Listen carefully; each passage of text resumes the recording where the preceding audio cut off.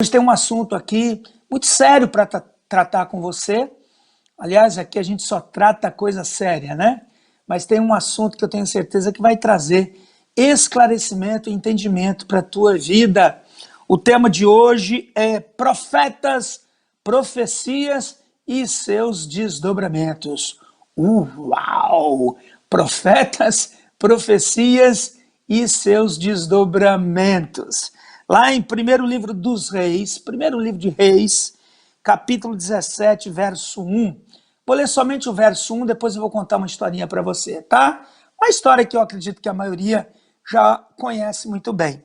Vamos lá. Primeiro Reis, capítulo 17, verso 1, a Bíblia diz: Então Elias, o tesbita dos moradores de Gileade, disse a Acabe: Tão certo como vive o Senhor, Deus de Israel, perante cuja face estou, nem orvalho, nem chuva haverá nestes anos, segundo a minha palavra. Amém?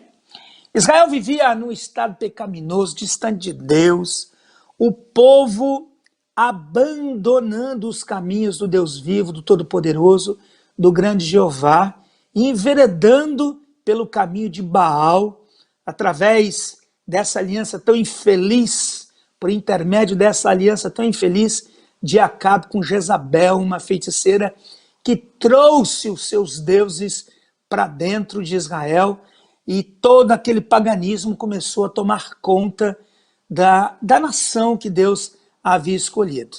Se bem que nesse tempo nós já tínhamos a nação dividida em duas partes, Judá e Israel.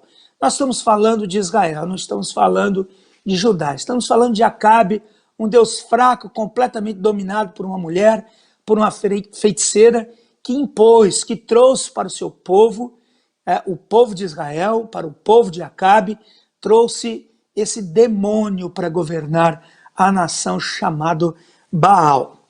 E de repente, o capítulo 17, a gente vê Elias se apresentando como profeta, e ele vem e de um modo muito duro, ele profetiza as palavras que nós acabamos de citar aqui no versículo número 1.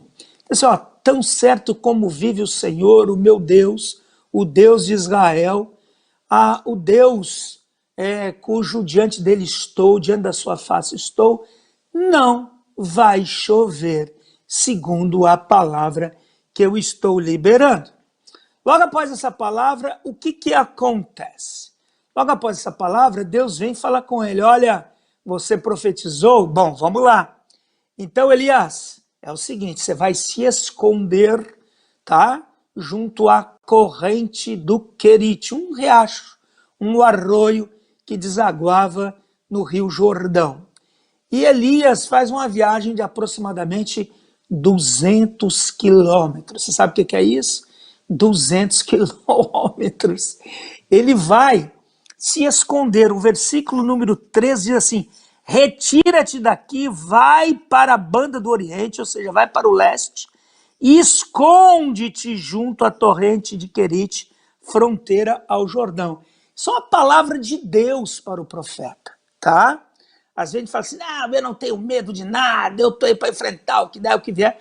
Deus trouxe uma palavra para ele fugir da onde ele estava, profetizou, agora vai e se esconda, preserva a tua vida. E Deus falou assim: olha, eu já tenho um plano para você. Como é que você vai ser sustentado? Bom, você vai beber da água, tá?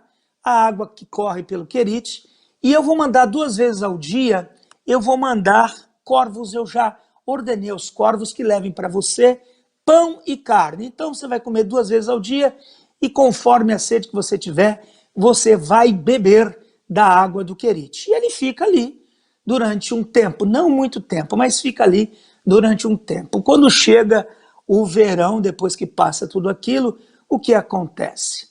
As torrentes do Querite, elas secam. E Deus fala para ele: sai daí, e ele vai então para Sarepta, junto a Sidom. Interessante que ali era a terra da feiticeira, era a terra de Jezabel, e Deus manda ele para a terra da feiticeira. Que coisa interessante. Aliás, Deus Deus é bem-humorado e Deus é muito estrategista. A feiticeira estava na terra dele e ele vai para a terra da feiticeira. Ele diz assim, eu já ordenei a uma mulher viúva, tá, que te sustente. E ele vai para lá e fica lá mais ou menos não, ele fica lá até o 3º ano, é o que a Bíblia diz, tá, até o 3º ano.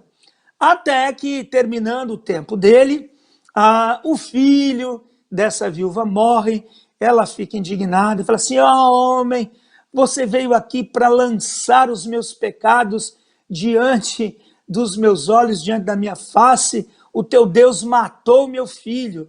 Ele pega então a criança, leva a criança para o andar de cima, na casa da mulher, aonde ele estava morando, e ele diz, Deus, até esta mulher que me socorreu, até esta mulher que foi usada por ti para que eu pudesse sobreviver, o Senhor a visita matando o seu filho, e ele insiste com Deus, diz a Bíblia, que por 3 vezes ele se deita sobre a criança, pede ao Senhor que devolva a vida para aquela criança, e Deus o ouve, e Deus devolve a vida, ressuscita a criança, ele desce, entrega o filho novamente à viúva, e ela fala, agora verdadeiramente eu sei que tu és homem de Deus, e que Deus atua por teu intermédio. Em seguida, ele sai dali, e ele vai de volta, e agora já propor para Acabe um confronto, tá? Um confronto no monte, um confronto no monte, na verdade também, o monte, na verdade é o Monte Carmelo, né? Já está confundindo aqui os montes. Ele propõe um confronto no Monte Carmelo entre os profetas de Baal e ele, e assim termina esse ciclo profético. Presta atenção, desde o momento em que ele libera a profecia, tá? Até o momento em que a chuva, em que volta a chover, logo depois que ele vence os profetas no Monte Carmelo, tá, querido? Até esse tempo, um tempo de mais ou menos 3 anos e meio, olha como é que a coisa procedeu, olha como as coisas aconteceram na vida do profeta. E aí que eu gostaria que você entendesse os desdobramentos, tá, entre aquilo que a gente fala, aquilo que a gente vai ter que viver e sustentar durante aquele tempo, até que se consuma de fato a mudança, a transformação, até que Deus venha nos levar para o episódio do Monte Carmelo, aonde os demônios todos são desmascarados. A gente precisa entender que este texto, tá, essa história, ela começa no confronto. Um confronto entre a luz e as trevas. Aquilo que Deus fala através de um homem e aquilo que é atingido pela voz de Deus, ou seja, as trevas. Quando a gente fala, gente, quando a gente profetiza, presta atenção, a gente mexe com os céus. A igreja, ela é a voz profética de Deus. Há quanto tempo nós estamos profetizando sobre o Brasil? Há quanto tempo nós temos profetizado sobre as nações da terra? Compreenda isso. Muitas vezes a gente acha que a profecia, nós não temos absolutamente nada a ver com os resultados dela. Pelo contrário, nós temos tudo a ver com o resultado dela. Veja que ele diz, não vai chover. E realmente não choveu. Era uma profecia para quê? Para a mudança da nação. Você que está me ouvindo aí nesta manhã, você que está me acompanhando nessa meditação, você tem orado pela mudança do Brasil? Você tem liberado decretos de mudança, de transformação sobre a tua família, sobre a tua casa? Pois então, gente, nós temos que arcar com a responsabilidade disso tudo. É que a gente acha que a gente manda bala, a gente acha que a gente ataca as trevas, mas os resultados, isso não irão nos atingir, esses resultados não irão nos atingir. A Bíblia diz que a comida rareou, a comida sumiu, a água rareou. Lá em Eclesiastes, no capítulo 9, versos 2 e 3, vou ler para você, preste atenção, Eclesiastes 9, 2 e 3. A Bíblia diz assim, tudo sucede igualmente a todos. O mesmo sucede ao justo e ao perverso, ao bom e ao puro e ao impuro, tanto ao que sacrifica como ao que não sacrifica, ao bom como ao pecador, ao que jura como ao que teme juramento. Este é o mal que há em tudo quanto se faz debaixo do sol. A todos sucede o mesmo. Eu não tenho dúvida que tudo que está acontecendo nas nações da terra, e falando no nosso caso aqui, mais especialmente no Brasil, é resultado de palavra profética, é resultado de atos proféticos. Deus está confrontando as trevas neste país. E nós precisamos de sabedoria para entender os movimentos de Deus. Porque senão nós vamos confundir o que é a ação de Deus com aquilo que é ação natural, com aquilo que é a ação do diabo. Nós precisamos compreender isso. E Eclesiastes deixa claro isso, assim, gente, usando aqui, tá, um linguajar muito do português, muito aberto, eu sei que você vai entender, mas é a mesma coisa, pau que dá em Chico, dá em Francisco, meu irmão. Entendeu? Nós, evidentemente, estamos sim sofrendo também as consequências de tudo aquilo que está acontecendo no Brasil. É evidente que daqui a pouco eu vou começar a falar o que é que Deus faz com seus profetas. Tem profeta de Deus aí do outro lado? Se é um profeta de Deus, se é um profeta de Deus, manifesta-te aí, bota a tua mãozinha, diga amém. Se você é profeta de Deus, não pare de profetizar, mas tenha o entendimento profético, compreenda os resultados. A gente pensa que, porque nós profetizamos, nada teremos que enfrentar. E a gente vê que é o contrário na vida de Elias.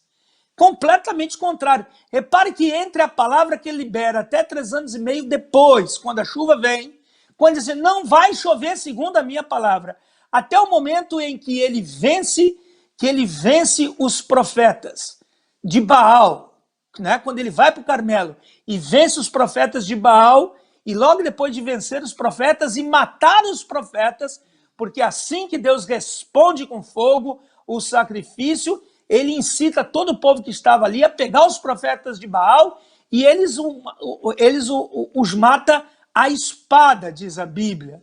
E depois ele sobe, porque tinha compromisso com a profecia, com a palavra de Deus, ele vai gestar a chuva.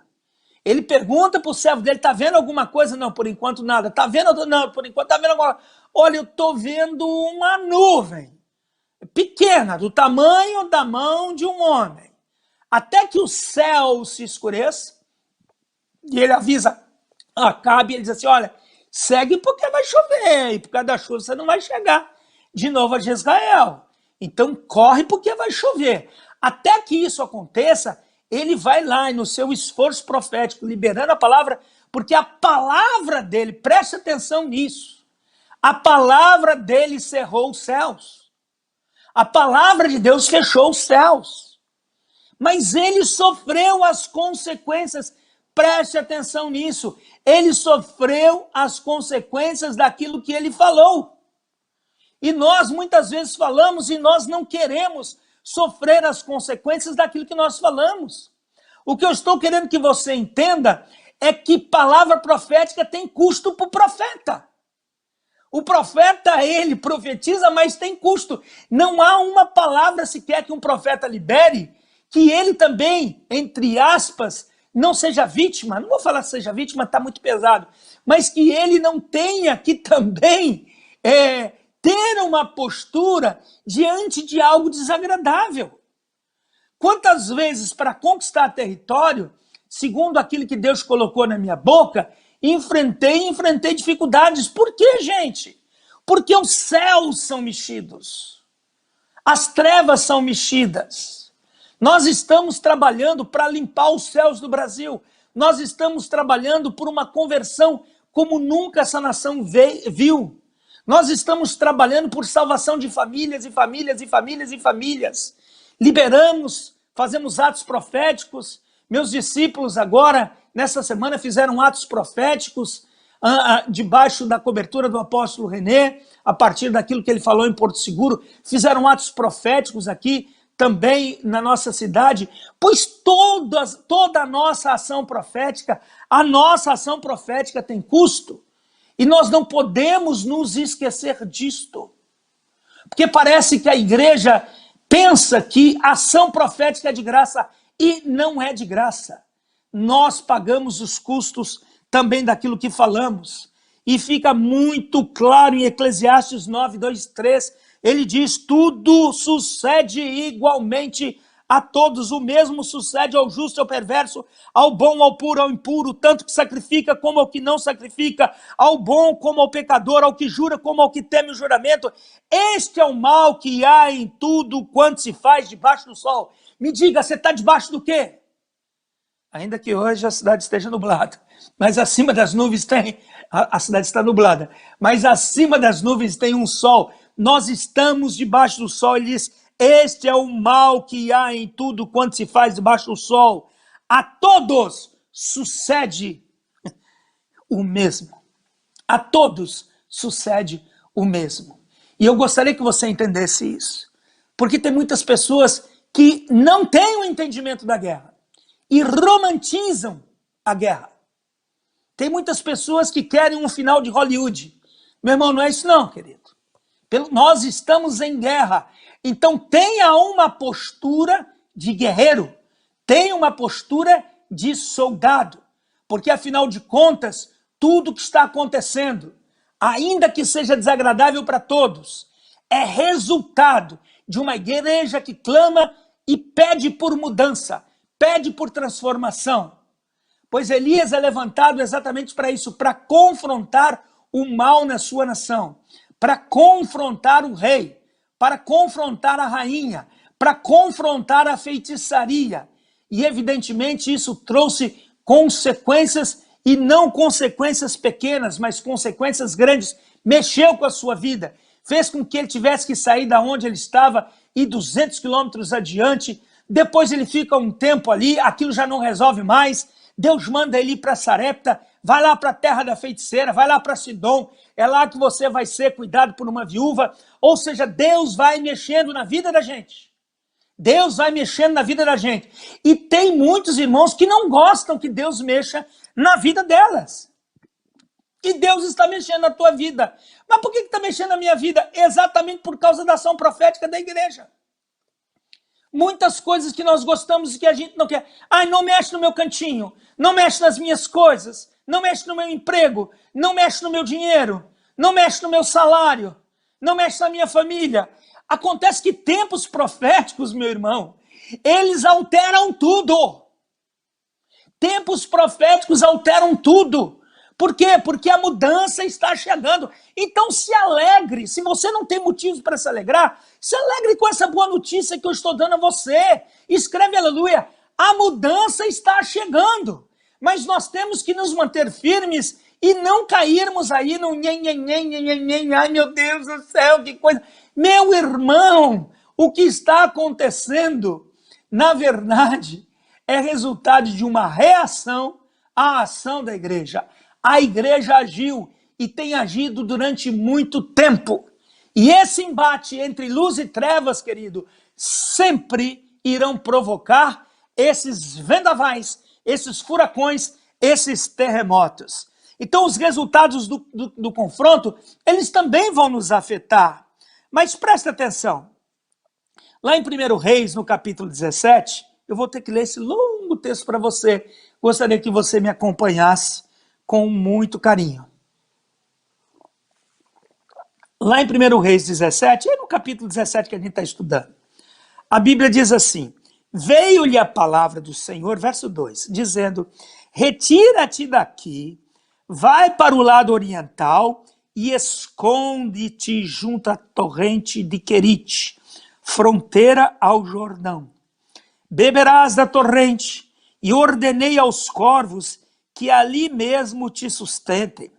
Foi, pois, e fez segundo a palavra do Senhor. Retirou-se e habitou junto à torrente de Querite, fronteira ao Jordão.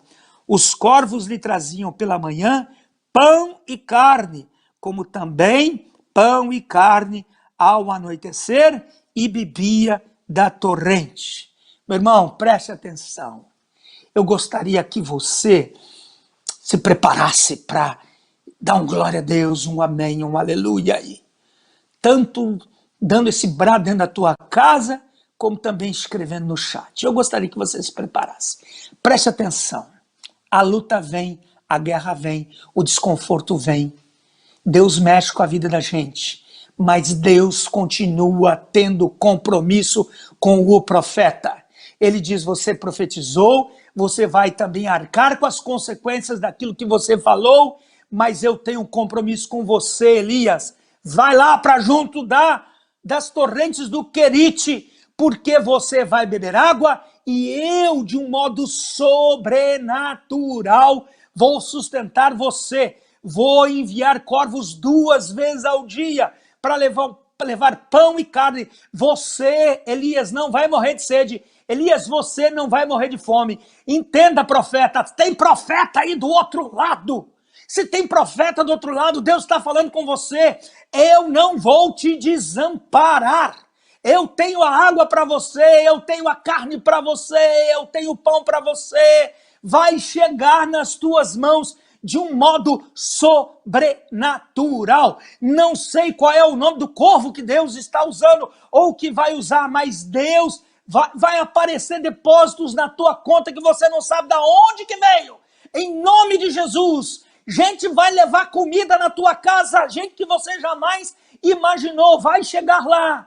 Pessoas que tinham dinheiro devendo para você, não sei como, vão pagar para você. Dinheiro que você já não tinha mais esperança de receber. Deus vai fazer com que retorne às tuas mãos. Por que isso? Porque você tem boca profética, você tem compromisso com a profecia. E se você tem compromisso com a profecia, você é um profeta de Deus. E se você é um profeta de Deus, Deus tem compromisso com você. Quantas ofertas você semeou que eram ofertas proféticas? Pois chegou o tempo destas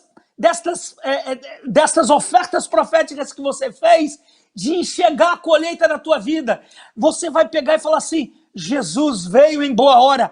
Eu profetizo isso, eu declaro isso sobre a tua vida. Muitos nessa semana vão dizer, veio em boa hora, veio em boa hora, veio em boa hora. Aleluia! Será que sou eu que estou feliz? Ou tem alguém contente aí? Tem alguém alegre aí? Tem alguém dando risada aí? Risada, alegria do Espírito de saber que Deus está nos sustentando, vai nos sustentar, não vai nos abandonar. Glória a Deus Todo-Poderoso. Se você, querido, tem sido uma pessoa comprometida, se você tem sustentado e hoje, quem sabe, grande parte do teu sofrimento é exatamente porque você pediu a mudança da tua casa, da tua família, a mudança da tua cidade, do teu estado, do teu país. Quem sabe isso tudo que você está enfrentando agora não seja resultado de você ter dado a tua boca para Deus para que Ele pudesse falar através dela.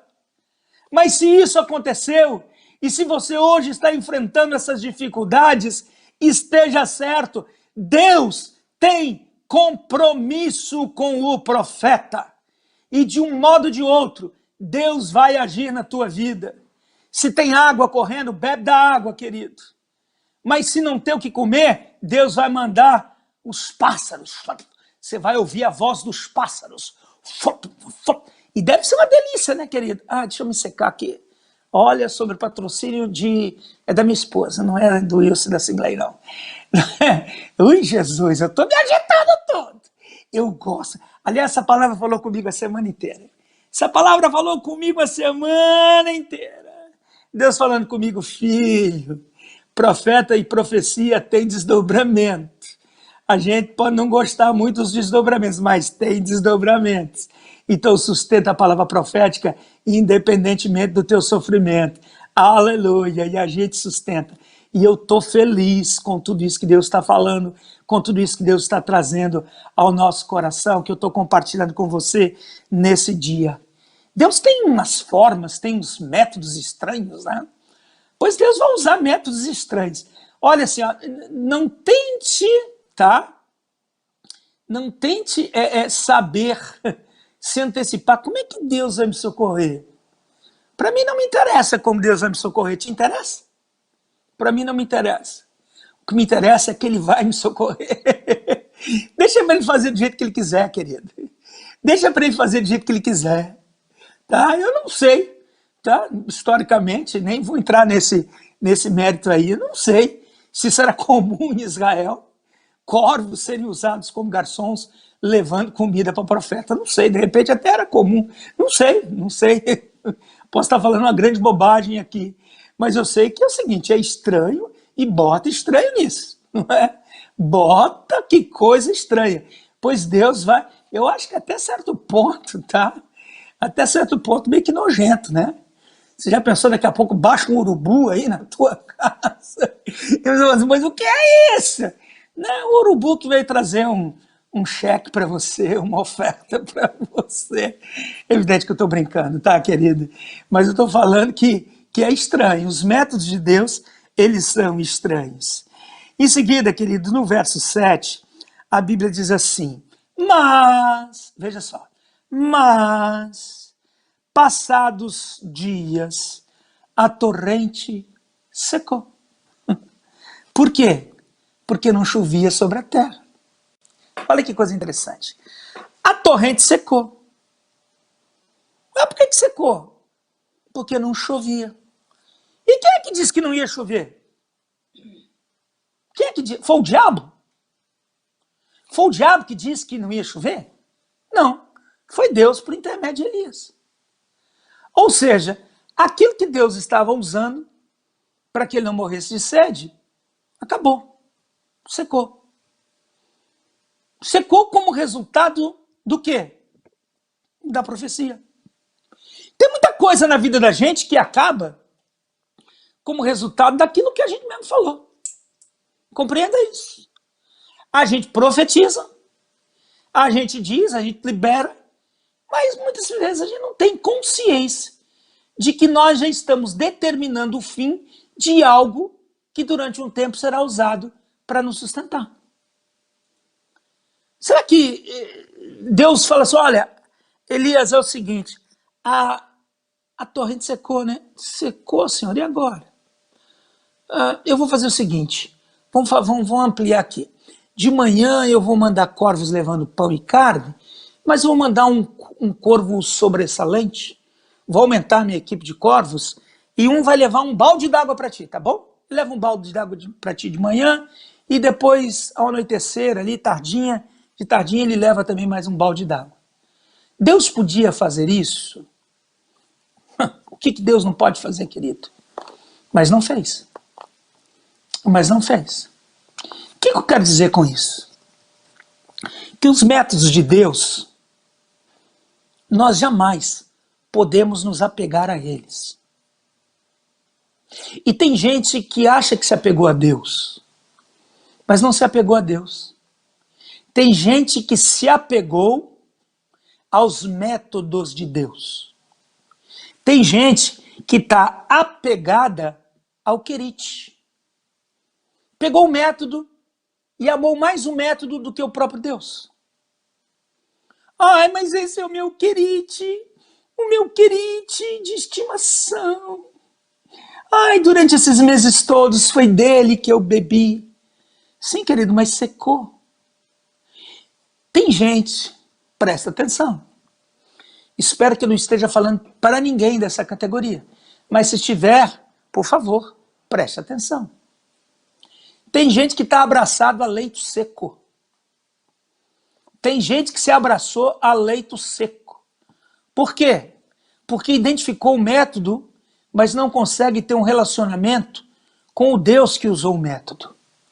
E isso é grave. E isso tem acontecido nesses dias. Deus pode usar, presta atenção, Deus pode usar métodos, meios, formas para fazer o que Ele quiser. Mas depois que o objetivo foi alcançado, Deus simplesmente pode descartar o método. Compreenda o que eu estou dizendo. Se você tem entendimento, entenda o que eu estou dizendo.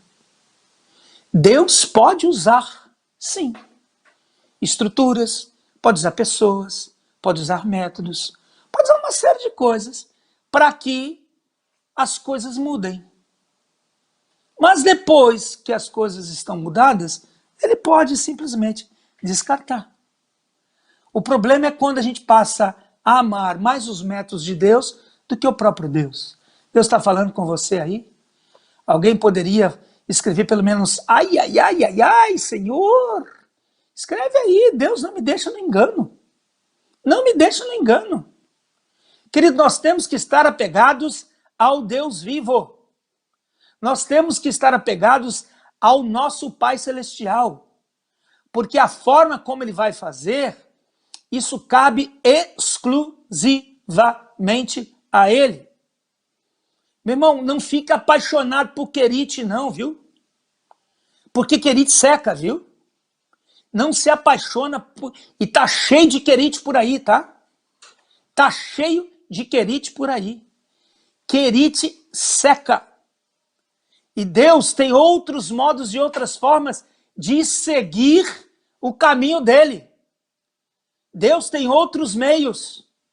Deus tem outros métodos. Preste atenção no que eu estou dizendo. Tem muita fonte que Deus usou que secou. E tem muita gente amarrado nessas fontes. Métodos são utilizados para que propósitos se cumpram. Mas uma vez cumpridos, podem se extinguir. Portanto, nada nesta vida que Deus usa precisa ser definitivo. O único que é definitivo é o nosso Deus. O único. O único. Deus levanta, Deus derruba, né? Reis, melhor dizendo, Deus levanta, Deus derruba, Deus faz o que Ele quiser. Deus usa da forma como Ele quiser. Emprego, mas aquele emprego de tantos anos. Meu irmão, de repente, um emprego que você secou. É um querite que você está amarrado nele aí. E Deus está falando assim, não, eu tenho outros métodos, eu tenho outras formas de fazer para a tua vida. E você continua preso. Uma série de outras coisas. A gente entender, falar assim, mas eu sempre fiz assim, lá na minha célula. Deus pode mudar isso, querido. Deus pode mudar isso. Existem essências não são mudadas. Por exemplo, nos reunimos em grupos pequenos, isso não muda. Isso é uma essência. Isso a gente aprende, isso é conceitual, está na palavra de Deus. Agora a forma como faz ou deixa de fazer. Nós não estamos aqui, meu querido, agora enfrentando, olha só, enfrentando um tempo completamente novo, em que eu estou aqui falando para vocês, e vocês sabem que eu falo para muito mais gente pregando aqui, do que quando eu estava somente lá no templo da nossa igreja na rua Santa Catarina. Mas você não tem saudade, não quer voltar para lá? Eu falo, claro que quero, meu irmão. Evidente que sim, mas eu tenho que estar atento aos movimentos de Deus. Eu tenho que perceber quando é que as coisas se esgotam, quando é que as coisas secam. Compreenda isso. Quem sabe a tua vida profissional não está dependendo de uma palavra como essa. Não quero que você seja irresponsável. Eu quero que você trate isso com muita responsabilidade na presença do Deus vivo, do Todo-Poderoso. Quero que você chegue diante de Deus e fale, Deus não me deixa em confusão. E Deus não te deixará em confusão. Mas quando a torrente secou, Elias ouviu a voz de Deus. Acabou o teu tempo aqui, Elias. Eu tenho outra coisa para você. Vá adiante. Agora eu quero que você vá mais à frente ainda. Eu quero que você vá para os lados de Sidom, de Tiro e Sidom. Quero que você vá para Sarepta, porque lá eu já ordenei a uma mulher viúva. E mais uma vez, métodos estranhos. Olha só, uma mulher viúva. Primeiro é corvo. Ai, Jesus. Profeta, presta atenção. Olha os métodos de Deus. Já pensou e falou assim, eu já ordenei ao cara mais rico da cidade, que tem dinheiro sobrando, e ele vai te sustentar. Eu já ordenei que o rei te assuma lá no palácio. Não. Você vai ser sustentado agora, já foi sustentado por corvo, agora você vai ser sustentado por uma viúva. Os métodos de Deus, eles podem não ser nada agradáveis. Nada agradáveis. Lá no verso 8 e 9, versos 8 e 9, aí do capítulo 17, a Bíblia diz: então lhe veio a palavra do Senhor dizendo: dispõe-te e vai a Sarepta, que pertence a Sidom, e demora-te ali. Ali foi o lugar onde ele mais tempo ficou, antes de ter que enfrentar os profetas de Baal no Monte Carmelo. E demora-te ali, onde ordenei a uma mulher viúva que te dê comida. Já sabe que é ser sustentado por corvo? Agora você vai passar pela humilhação de ser sustentado por uma viúva. Você já pensou? Dentro do politicamente correto que a gente vive hoje? Hein? Hein? Mas esses profetas, esses pastores, né? Olha só que coisa terrível, hein? Olha só onde é que ele tá. Tá lá explorando a viuvinha. A viúva lá que fica alimentando aquele vagabundo. Olha as situações constrangedoras que Deus nos coloca, queridos. Corvos, garçons e água natural parece-me que incomodam menos do que aquilo que Deus está propondo agora. Ser sustentado por uma mulher que nada tem. Elias, é o seguinte, tem uma viúva, essa mulher está falida, viu? Está falida, mas ela vai ser o meu instrumento para te sustentar. Quando ele chega na cidade, ele vê essa mulher, logo na porta da cidade, essa mulher está lá pegando uma lenha, uns cavacos, e ele chega para ela e fala assim: ô, mulher, por favor, me arrume um pouco d'água. E ela vai buscar. Quando ela sai para buscar, fala assim: faz o seguinte, me traz também um pedaço de pão. Tá? Com certeza estava com sede, estava com fome, uma jornada longa, caminhou bastante. Aí ela fala assim: olha, tão certo como vive o teu Deus, homem. Eu não tenho nada, eu tenho lá em casa, na vasilha, lá na panela, eu tenho um pouco de farinha, sabe? Na botija, no meu jarro lá, eu tenho um pouco de azeite. Eu tô aqui pegando essa lenha para fazer o seguinte, eu vou fazer um bolinho aí para mim e para o meu filho, a gente vai comer e depois vamos esperar a morte, porque não tenho mais nada, né? Ali diz assim: não, faz do jeito que você está fazendo, mas faz antes um bolinho pequenininho para mim, tá? E com o restante faz uma comida para você, porque assim diz o meu Deus. A farinha da panela não vai acabar. E o azeite da botija também não vai cessar. Ele libera a palavra, compreenda isso. Talvez alguns hoje estejam se sentindo humilhados pela situação que estão enfrentando e a forma como estão vivendo. Eu vou dizer, eu já me senti assim. Já me senti assim várias vezes. Falei: ai Deus, é isso que o Senhor tem para mim? Essa humilhação toda? Mas é interessante porque essas propostas que nos humilham, essas propostas também nos preparam para grandes vitórias. E todo o processo, desde quando a palavra é liberada, até ele ir para o Carmelo e ter aquela vitória estrondosa, a gente gosta muito da história do Carmelo. Não é não, meu filho? A gente vai: você viu Elias? Eu quero ser como Elias. Vai pagar o preço que ele pagou. Viu, Elias? Que coisa tremenda! Ele fez... Eu já vi cada mensagem, e mensagens lindas, tá, gente? Mas cada mensagem ufanista acerca da vitória que Deus deu ao seu servo frente aos profetas de Baal lá no Monte Carmelo. E realmente aquela história é sensacional. Aquele episódio é maravilhoso. Mas a gente não consegue enxergar o que antecedeu aquilo lá, viu, gente? E a gente não consegue também entender muitas vezes o que veio depois, que aí é história para uma outra hora, né? Não dá para a gente entrar aqui. Vou ficar somente com esses pontos que separei. A gente não consegue entender isso. Então a gente pode se sentir constrangido, envergonhado por uma situação, como eu sei que tem muitos constrangidos, envergonhados por aquilo que estão enfrentando. Mas repare uma coisa, meu amado. Essas viúvas, tá? Esta viúva, melhor dizendo, é uma viúva falida. É uma viúva falida. Que sem a presença do profeta, essa mulher certamente teria morrido. É isso que eu gostaria que você entendesse.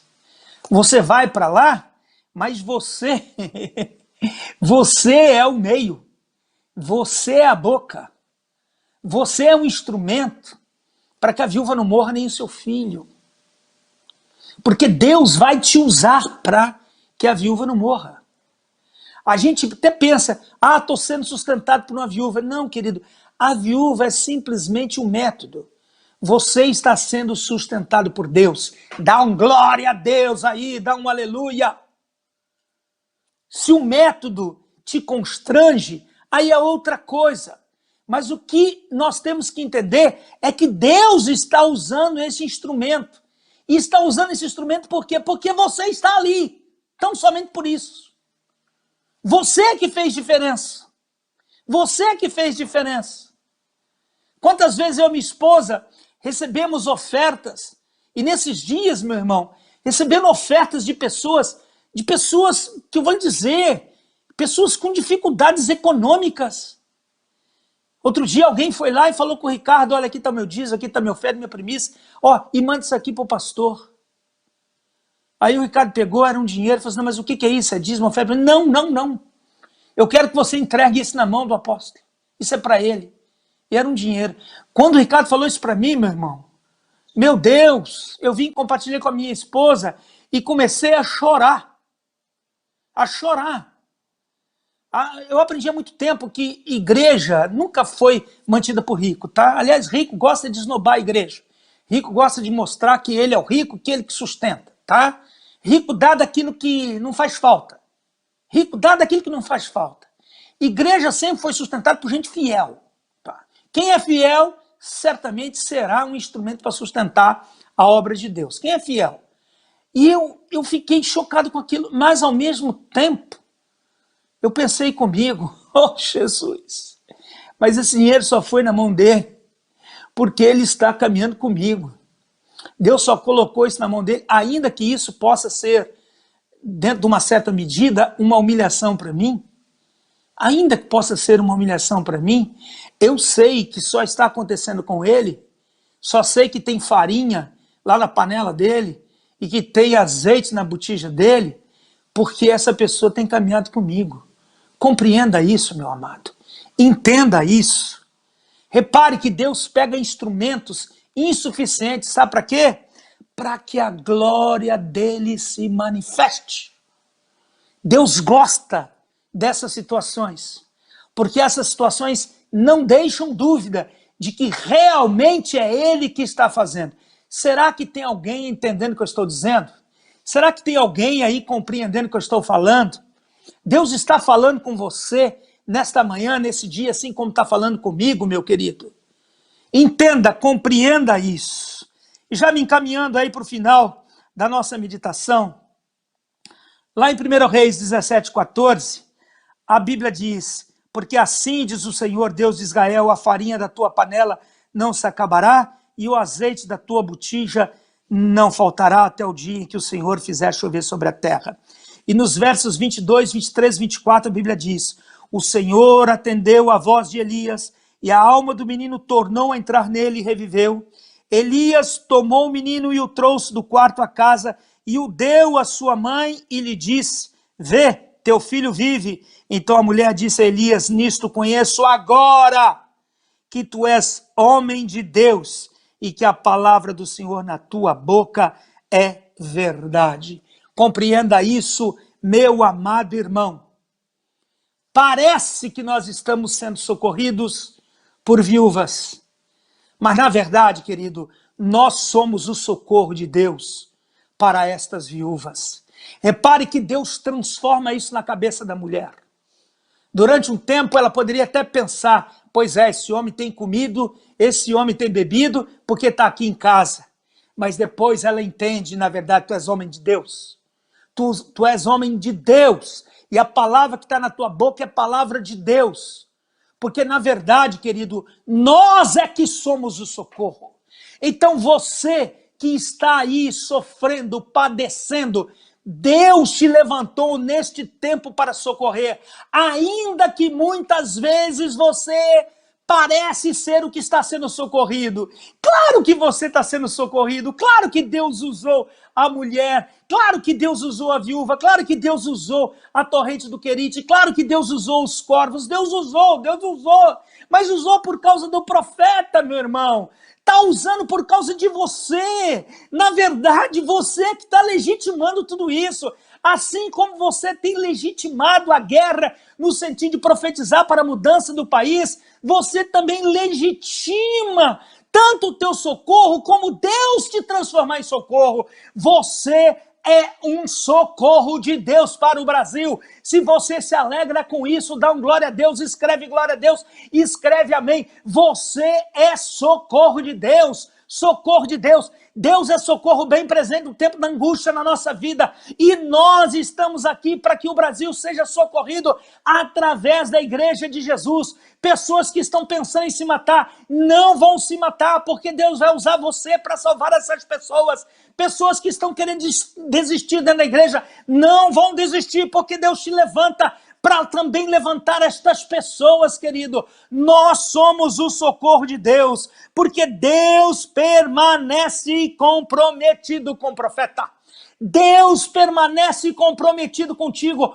Olha para mim, olha para aquilo que eu estou dizendo, olha nos meus olhos, vou tirar os óculos, olha para mim. Deus continua comprometido com você. Você é um profeta de Deus. Não vai faltar nada para você. Ele vai te sustentar das formas mais diferentes e inusitadas. Mas entenda que tudo isso que está acontecendo é resultado de atos proféticos, de orações, de intercessões, de clamor para que Deus salve a nossa nação. Portanto, ainda que tenhamos que sofrer as consequências da nossa própria palavra profética, sabemos que Deus tem compromisso com o profeta e Deus vai continuar nos sustentando. Se você recebe aí, se alegre, se expresse por escrito. Quero que você se expresse por escrito. Escreva amém, glória a Deus, aleluia. Deus me levantou nesse tempo. Ô profeta de Deus, homem e mulher de Deus. Vamos orar em nome de Jesus.